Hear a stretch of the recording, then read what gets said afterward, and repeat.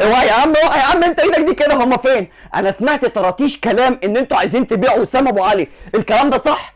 انت بدل ما ادالك في نص دماغك وسام ابو علي، ايه اللي بيبوظ ده؟ محدش يجي جنبه ده محدش يجي جنبه، ده المهاجم اللي فضلنا 20 سنه بنحلم بيه، القطعه اللي كانت ناقصه كيان وجمهور النادي الاهلي والفرقه كلها مبنيه عليه، ده ما يمشيش.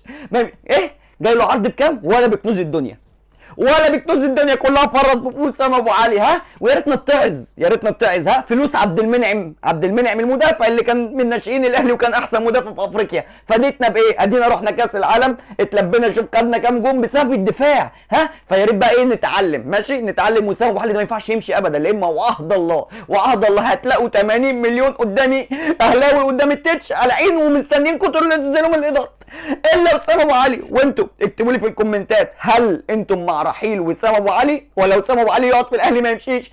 لو مشي وعهد الله ادالك في نص دماغك